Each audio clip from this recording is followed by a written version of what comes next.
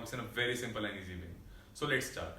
So हमने पिछली video में गुड्स मार्केट इक्विलिब्रियम के बारे में पढ़ा था. उसके अंदर हमने कंसीडर किया था कि गवर्नमेंट और एक्सपोर्ट्स और इंपोर्ट्स एग्जिस्ट नहीं करते हमारी इकोनॉमी में. इसका मतलब हमारी इकोनॉमी क्या थी? क्लोज थी और गवर्नमेंट एग्जिस्ट नहीं करती थी. अब हम इनको भी इनकॉर्पोरेट करने की कोशिश करते हैं इस मॉडल के अंदर. अगर मैं इनको इनकॉर्पोरेट करता हूं तो गवर्नमेंट का फैक्टर आएगा हमारे पास, जिसको हम बोलेंगे जी. ये हो गया गवर्नमेंट एक्सपेंडिचर. एक आ गया हमारे पास नेट एक्सपोर्ट्स, जो कि हो गया एक्सपोर्ट्स माइनस इंपोर्ट्स. ये इसको हम बोलेंगे एनएक्स. अब एक आ गया हमारे पास इंड्यूस्ड कंजम्पशन. अब हमको एक चीज समझनी है, जब हमारे पिक्चर में गवर्नमेंट आ गई तो हमारे पिक्चर में टैक्स भी आएगा, जो कि प्रोपोर्शनल टैक्स है. इनकम टैक्स, जिसके अंदर टी क्या है? रेट है, और वाई इनकम पे है. इनकम पे टैक्स लगेगा. दूसरा क्या आएगा? ट्रांसफर्स. जैसे गवर्नमेंट जो है, अगर वो किसी को, जैसे डायरेक्ट कैश ट्रांसफर्स होते हैं, जो एक इनकम स्लैब वाले लोग हैं, एक इनकम स्लैब से नीचे वाले लोग, उनको गवर्नमेंट डायरेक्ट पैसा देती है, तो वो ट्रांसफर है. उसके एक्सचेंज में कोई गुड नहीं आ रहा, ना गुड जा रहा है ना गुड आ रहा है, तो वो ट्रांसफर्स में गिना जाता है. या सोशल, जैसे अनएम्प्लॉयमेंट बेनिफिट हो गए, जैसे यूएस में होता है कि जो लोग एम्प्लॉयड नहीं है उनको गवर्नमेंट थोड़ा सा पैसा देती है, तो वो क्या हो गया? ट्रांसफर्स. अब ये भी आएगा, ये भी आएगा, और गवर्नमेंट एक्सपेंडिचर भी आएगा. तो अगर टैक्स का कंपोनेंट इंक्लूड हो गया तो मेरी इनकम ये तो नहीं रहेगी. मेरी जो कंजम्पशन होगी वो डिस्पोजेबल इनकम पे होगी, मतलब जितनी मेरे हाथ में इनकम आ रही है. जब उस कंपोनेंट में मेरी कंजम्पशन इंड्यूस होगी तो वो कंपोनेंट बनेगा क्या? डिस्पोजेबल इनकम मेरे पास क्या होगा? मेरे को जो इनकम मिल रही है वो minus tax rate plus transfers. अब क्योंकि ट्रांसफर्स किसी इनकम पे डिपेंड नहीं करते, गवर्नमेंट का डिसीजन है, तो ये एक्सोजेनस फैक्टर है. सिमिलरली क्या एक्सोजेनस फैक्टर है? Government expenditure. गवर्नमेंट की मर्जी होगी वो एक्सपेंडिचर करेगी, नहीं तो नहीं करेगी. और हम नेट एक्सपोर्ट्स को भी अभी के लिए ऑटोनोमस मान लेते हैं, या जिसको बोलेंगे एक्सोजेनस. ये सब कुछ हो गया. डिस्पोजेबल इनकम ये बन गई. तो मेरी नई इक्वेशन क्या बनी? एडी की. मेरी एडी की नई इक्वेशन बनी C bar plus I bar plus G bar plus NX bar plus C. Disposable income आएगा तो हमारे पास y minus T Y plus T are.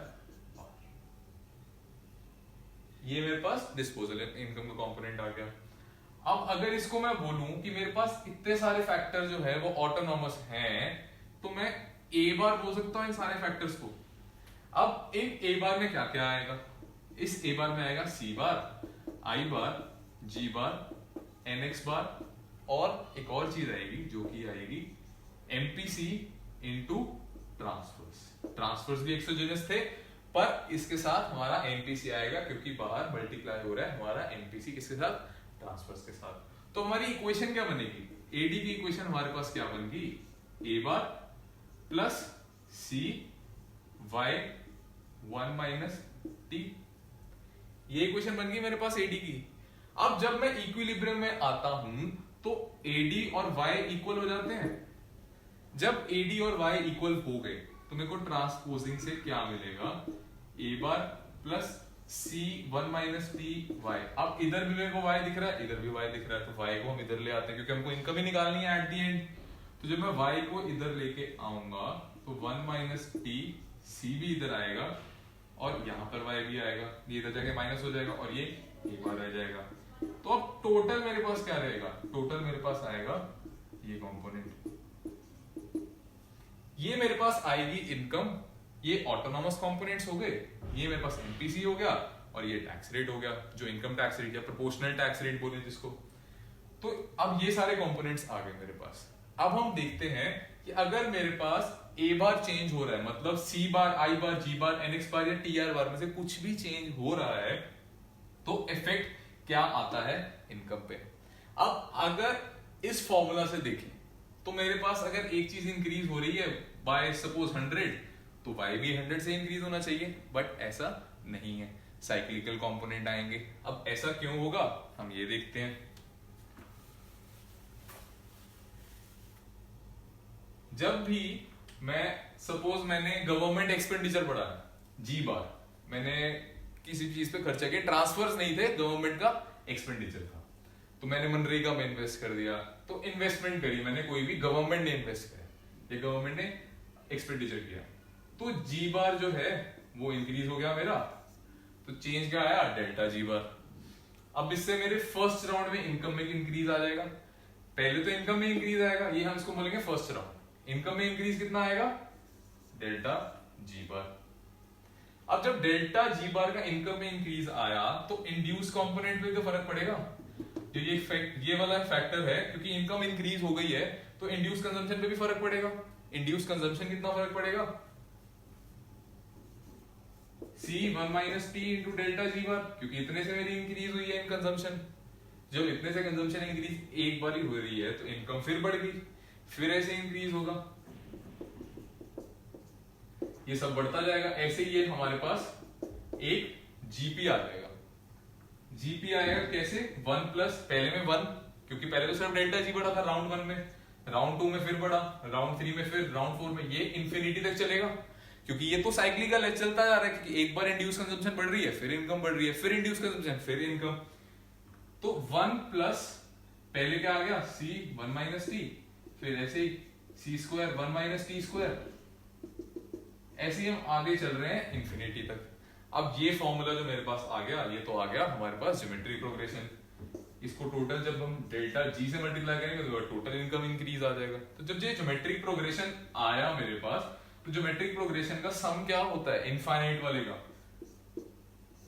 a upon 1 minus, ये हो जाएगा मेरे पास सम जो है ज्योमेट्रिक प्रोग्रेशन का सम, ये आएगा। जब अब ये सम आ रहा है तो टोटल चेंज इन इनकम क्या आया, इसके अंदर डेल्टा ए क्या था मेरे पास, डेल्टा जी बार था, क्योंकि मैंने गवर्नमेंट एक्सपेंडिचर इंक्रीज किया था, तो मेरे पास टोटल चेंज इन इनकम क्या आ रहा है, delta G bar upon 1 minus C into 1 minus T. तो इसका मतलब क्या है कि अगर मेरे पास मेरा इनकम कंपोनेंट बढ़ रहा है कोई भी एक ऑटोनोमस फैक्टर की वजह से, तो इंड्यूस कंजम्पशन होगी, साइक्लिकल वर्क होगा, उसकी वजह से मेरी जो टोटल इनकम है वो ज्यादा प्रोपोर्शन से बढ़ेगी इन कंपैरिजन टू जितने प्रोपोर्शन से मेरा ऑटोनोमस कंपोनेंट बढ़ा होगा। अब इसको हम देखते हैं, हम ये भी तो सोच सकते हैं कि ये 1 से बड़ा हो सकता है, पर 1 से बड़ा नहीं हो सकता। क्यों, क्योंकि C भी लेस देन 1 होगा, टैक्स रेट भी लेस देन 1 होगा, और ये 1 में से माइनस तो हो ही रहा है, तो डिनोमिनेटर हमेशा मेरा लेस देन 1 होगा। अब अगर हम बात करें वही पुराने वाले मॉडल की जिसके अंदर गवर्नमेंट एग्जिस्ट नहीं करती थी, तो मेरे पास टैक्स रेट 0 हो जाएगा, उस केस में मेरा मल्टीप्लायर क्या आ जाएगा, 1 अपॉन 1 माइनस सी। उस केस में multiplier 1 upon 1 minus C. But जब गवर्नमेंट एग्जिस्ट करती है, टैक्स रेट है मेरे पास, तो 1 upon 1 minus C 1 minus T, ये आ जाएगा मेरे पास multiplier in case proportional tax लगा हुआ है। तो अब हम अगर इसको ग्राफ पे देखें, हमने पिछली बार ये ग्राफ बनाया था इनकम वाला, उस पे हम एक बार करके देखते हैं। हमने जो भी इक्वेशन डराइव करी वो क्या है, C 1 माइनस टी, यहां पे भी 1 माइनस आया, तो ये हमारे पास क्या आया था, change in income due to change in autonomous component. But अगर हम चेंज ना देखें तो हमारी इनकम की क्या आई थी, a bar plus C 1 minus T into Y, ये मेरी इक्वेशन आई थी।